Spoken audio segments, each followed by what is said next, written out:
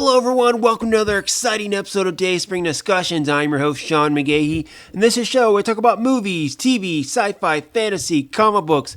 If you geek out about it, we're going to talk about it. You can listen to Dayspring Discussions on iTunes, YouTube, Podomatic, Patreon, Spotify, Google Podcasts, Anchor, wherever, guys.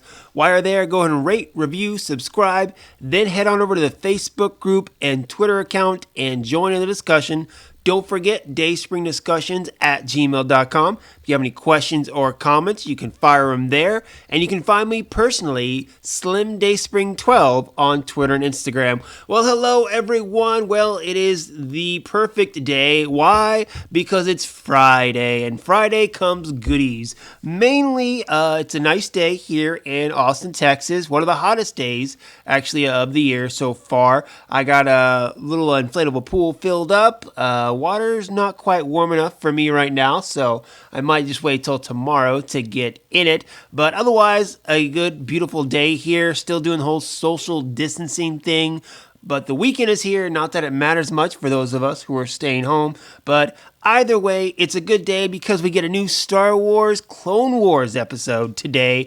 I have not watched Part 2 of the Siege of Mandalore, but I am dying to dig in. Unfortunately, because my wife loves to watch it too, I have to wait for her to watch it, and we usually watch it after dinner, so trying to stay off Twitter a little bit to avoid some spoilers. Some other places on the internet you kind of want to stay away from to avoid spoilers such as those. So like I said, trying to not only social distance, but also social media distance as well, I guess if you would call it that. But that's okay, guys. There's plenty to talk about, and I'm going to talk some Star Wars today as well. Some big news broke a couple of days ago, and I'll get to that in just a sec. But first, some other Star Wars news. It was revealed yesterday that the comic book character known as Dr. Aphra is getting her own audiobook. Now, according to StarWars.com, one of her comic book storylines, probably one of her first ones, is getting an adaptation. Now, I'm looking on StarWars.com, and I'm not quite sure if it's going to be an adaptation of the Darth Vader comic where she first premiered, or it's going to be an adaptation of her first solo series. Not sure which way it's going to go, but she's going to be the main character, and this is going to be the character's first jump from comic book to not comic book, I guess you would say, taking a popular expanded universe character and stretching her out to another medium, which we love to see as Star Wars fans.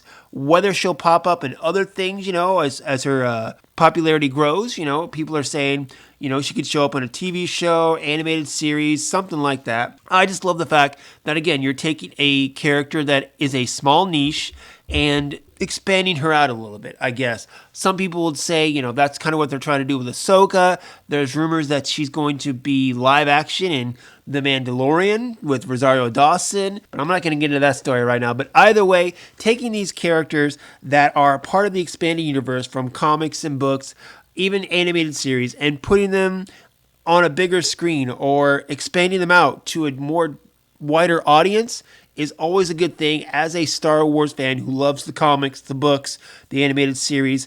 Anytime this happens where a bigger audience can get a taste of a good character. So Dr. Aphra, an audiobook original, will be available for download everywhere audiobooks are sold on July 21st. So looking forward to that. Put that on the Star Wars list, guys. All right, so the main topic I wanted to talk about today was a story that broke 2 days ago. So according to Variety, Russian Doll series creator Leslye Headland will serve as showrunner and executive producer on a new Star Wars series coming to Disney+. There aren't any details at time, but just saying that it'll be a new female-led Star Wars series. It's going to be on the streaming service. And that's pretty much all we know. Like I said, Variety is the one that is reporting on this. Pretty good source, Deadline, Variety, Hollywood Reporter. Those are three really good sources, actually. If one of them are saying it, you can take it to the bank. Now, Hollywood Reporter and Deadline aren't saying it, but Variety says it, and that's a pretty good source in my eyes, so I'm almost believing it at this point. So we'll see how that goes. But anyway, of course, that is the rumor, and of course, in this day and age, there are a lot of rumors flying around. There are so many things about each Star Wars character getting their own series or appearing in, another Mandalorian usually is what's been going on these days, because that's the big popular Star Wars thing right now. So people are saying that this character is going to be in the Mandalorian, or this character is going to be in the Mandalorian, or this character is going to get their own series, or this character is going to get their own series. And, they all come from obscure sources that are just looking for clickbait, if you ask me. That's why, in this day and age, much like regular, political news, you want to find the most trustworthy source and, wait for them to break the story. So like I said, if it's not a Hollywood Reporter or Variety or Deadline, I try not to believe it.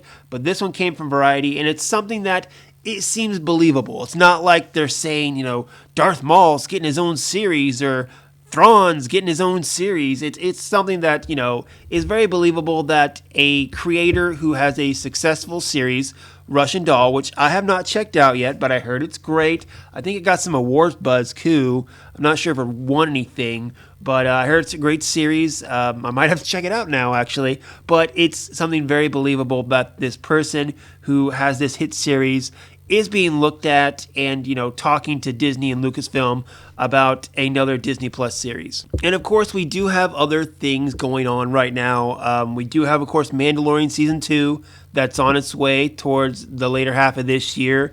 You have the Cassian Andor series and the Obi-Wan series that are going to start back up production as soon as this whole COVID-19 thing is over. And I'm looking forward to that, definitely. So we're getting more Star Wars series on Disney Plus. Personally, I am waiting for a new animated series to be announced. I mean, I think it's only a matter of time before we get a new animated series going. Hoping, of course, it'll be, kind of a sequel series with Ahsoka and Sabine searching for Ezra. Could be something completely different. I don't know, but it's Star Wars. It's family friendly. It's kid friendly. So there's got to be some sort of Star Wars animated series on the way. I don't think this is it, given Miss Headland's background as far as Russian Doll or anything else. But speaking of her background, now on IMDb here, she's written several things. There was the Jason Sudeikis film Sleeping with Other People, which she wrote. The film The Bachelorette, with Kirsten Dunst. She wrote that. I think she directed that as well. She has directed several episodes of the 2018 series Heather, along with that.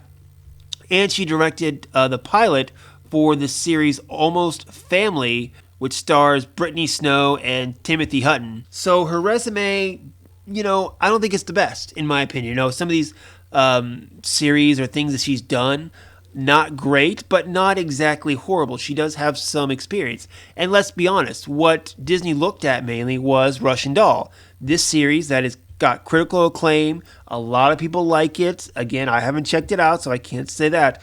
My only stipulation, of course, is that Disney and Lucasfilm have been known to try to go for the hot people at that moment. Phil Lord and Chris Miller, of course, Lego, 21 Jump Street, Josh Trank with Chronicle, Benioff and Weiss from Game of Thrones. They seem to always try to grab those people that are hot in that moment, not really thinking about the ramifications, I think. Josh Trank was supposed to do a Boba Fett film.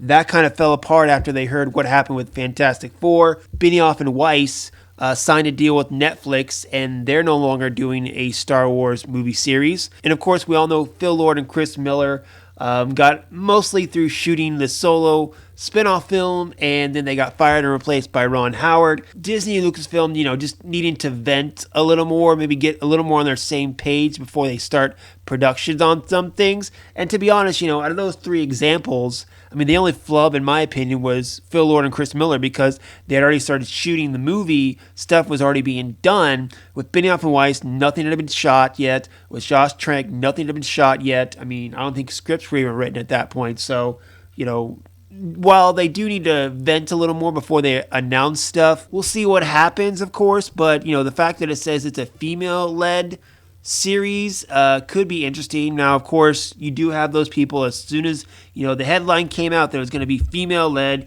you had people screaming social justice warriors and talking about how the last trilogy was all female led and all that stuff. I mean, I get it, but you know what? You got Cassian Andor, you got the Mandalorian, you got Obi-Wan, all male. Okay, why not throw a female character in there? There's some great Star Wars female characters: Princess Leia, Padme, Ahsoka, Sabine, Hera, Dr. Aphra. You know, these are just the ones off the top of my head that I thought of. I mean, hell, there are like 20, 30 more I could name that would be great to head their own series. Now, it also says that this is going to take place in a different point in the Star Wars timeline, leading some to believe that they might be talking High Republic with that whole publishing thing going on right now. Maybe it might tie into that. I don't know. I don't think so. I think that's, again, more of a publishing thing, perhaps, and I don't think it would tie into, you know, the more popular streaming Disney Plus movie side of stuff, more like general public, to go along with that. But, you know, at this point, it's very little. All we know is what Variety is reporting, who's attached, and kind of an idea of what they want to do. And, you know, you could speculate on, you know, what female characters that we know about in Star Wars they could be doing. But they said it takes place a different point in Star Wars timeline. So it could be, you know, 300 years in the future. It could be 3,000 years in the past. We don't know at this point. All we know is this girl, it looks like she's set up to do another Star Wars series for Disney Plus, and that's pretty much all we're going to have to go on, guys. But I wanted to throw it out there and share your opinions with me. Of course, you can speculate as far as what female might lead this Star Wars TV series, but that's a long list, and if you go down that rabbit hole with very little information, I think you're going to get lost. So, Fireback, let me know if you've seen Russian Doll. What do you think of the show? Do you like the show? Do you think the person who created that show could do a good job on Star Wars? We'll just have to find out about that, guys. But that is it for me today. Fireback on the social media groups and Gmail account. Let me know what you think. Of course, you can always find me personally, Slim Dayspring 12 on Twitter and Instagram. Guys, go out, watch Clone Wars, and enjoy your weekend. There's plenty of good stuff to watch out there. And don't forget, next Monday is going to be May 4th. National Star Wars Day. Excited for that, of course, too. But that's it. I'm out of here, guys. Until next time, may the Force be with us all.